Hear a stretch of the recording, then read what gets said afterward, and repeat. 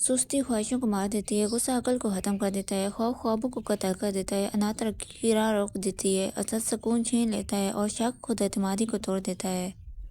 جب آپ غصے میں ہوں تو فیصلے نہ کریں، اور جب آپ بہت خوش ہوں تو وعدے نہ کریں۔ نیکی کرنے کے لیے آپ کا بہت مالدار ہونا ضروری نہیں، بس دل میں نیکی کرنے کی آرزو ہونی چاہیے۔ کبھی بھی کوئی کام چھوٹا کر کے بھی دل کو بہت سکون مل جاتا ہے، آپ کوشش کر کے تو دیکھیں۔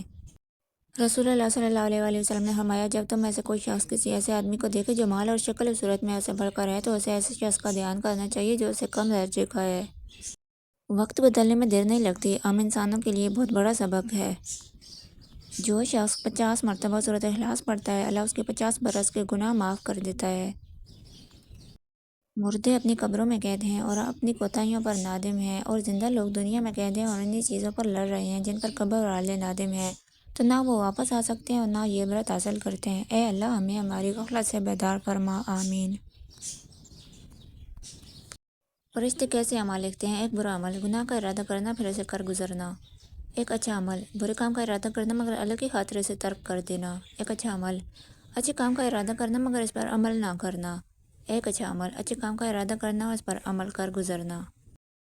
موٹر سائیکل چلانے والی بیٹیوں کا احترام کریں، نہ انہیں ڈرائیں نہ پریشان کریں، کیونکہ وہ شوق سے نہیں مجبوری سے ڈرائیو کرتی ہیں اور والدین کے لیے بیٹے کا کردار ادا کر رہی ہیں۔ زندگی جینی ہے تو آگے دیکھیں، زندگی کو سمجھنا ہے تو پیچھے دیکھیں۔ ایسے کسی بھی تعلق سے دور ہو جایا کیجیے جو گفتگو سے یا آپ کی عافیت کو قتل کر دے۔ ہمارے ماہ و سال بدلتے رہتے ہیں لیکن اعمال نہیں بدلتے۔ رسول اللہ صلی اللہ علیہ وآلہ وسلم نے فرمایا، جس نے قرآن پڑھا اور اس کی تعلیمات پر عمل کیا تو اس کے والدین کو قیامت کے روز ایسا تاج پہنایا جائے گا جس کی چمک سورج کی اس روشنی سے بھی زیادہ ہوگی جو تمہارے گھروں میں ہوتی ہے، اگر وہ تمہارے درمیان ہوتا۔ پھر جب اس کے ماں باپ کا درجہ یہ ہے تو خیال کرو خود اس شخص کا جس نے قرآن پر عمل کیا کیا درجہ ہوگا۔ انسان دوسرے انسانوں کو بہت سطحی پیمانے سے جانتے ہیں، جیسے دولت، ذہانت، شکل وغیرہ، اور اس حساب سے ہی طے کر لیتے ہیں کہ فلاں ہم سے کمتر اور فلاں ہم سے برتر ہے، ورنہ رب العزت کے ہاں تو کمزور اور طاقتور کی تعریف مختلف ہے، اس کی بارگاہ میں تو جو تقویٰ میں بہتر ہے وہی برتری پر ہے۔ جب آپ کوئی فیصلہ نہ کر پائیں تو انتظار کریں اللہ کے فیصلے کا، وہ آپ کے سامنے سب واضح کرتا جائے گا، گرہیں کھولتا جائے گا، مگر اس سارے عرصے میں آپ کو خاموش رہنا ہے، واویلا نہیں کرنا، یہی صبر ہے، خاموشی بھی تو صبر ہے۔ عربی کی ایک مشہور کہاوت ہے، اے سردی مجھے تم سے اس لیے محبت ہے کہ تم نے عورتوں کو باپردہ بنا دیا۔ سردی کے موسم میں وضو گناہوں کی معافی اور درجات کی بلندی کا سبب۔ رسول اللہ صلی اللہ علیہ وآلہ وسلم نے ارشاد فرمایا کہ میں تمہیں ایسا عمل نہ بتلاؤں جس کی وجہ سے اللہ سبحانہ وتعالیٰ گناہوں کو معاف اور درجات بلند فرماتے ہیں۔ صحابہ نے عرض کیا، یا رسول اللہ بتائیے۔ آپ صلی اللہ علیہ وسلم نے ارشاد فرمایا، سخت سردی وغیرہ کی ناگواری کے باوجود اچھی طرح وضو کرنا، سب سے زیادہ قدم اٹھا کر مسجد کی طرف جانا، اور ایک نماز کے بعد دوسری نماز کا انتظار کرنا، یہی رباط کی مانند ہے۔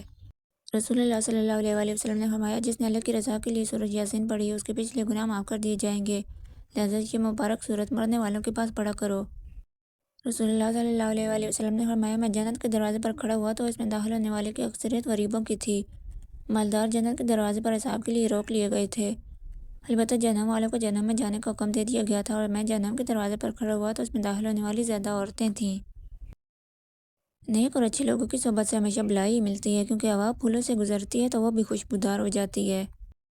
توکل کیسا ہونا چاہیے؟ نبی کریم صلی اللہ علیہ وآلہ وسلم نے فرمایا، اگر تم اللہ پر ویسے بھروسہ کرو جیسا کہ بھروسہ کرنے کا حق ہے تو تمہیں ایسے رزق دیا جائے گا جیسے پرندوں کو رزق دیا جاتا ہے، وہ صبح خالی پیٹ نکلتے ہیں اور شام کو پیٹ بھر کر واپس آتے ہیں۔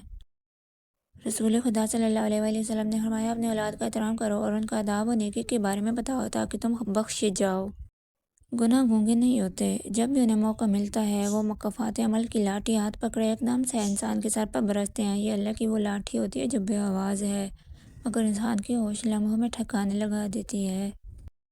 نبی کریم صلی اللہ علیہ وآلہ وسلم نے فرمایا، سورۃ اخلاص، قل اعوذ احد اور معوذتین، سورۃ فلق، ناس صبح و شام 3 دفعہ پڑھا کرو، یہ تمہیں ہر مصیبت میں کفایت کریں گی۔ کہہ دیجئے کہ دنیا کا سامان بہت تھوڑا ہے اور ایک پرہیزگار کے لیے آخرت ہی بہتر ہے۔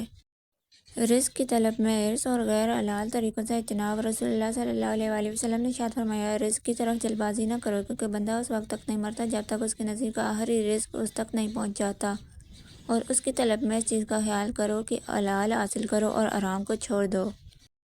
رسول اللہ صلی اللہ علیہ وآلہ وسلم نے فرمایا، میری امت کی عمریں 60 اور 70 سال کے درمیان ہیں، اور تھوڑے ہی لوگ ایسے ہوں گے جو اس حد کو پار کریں گے۔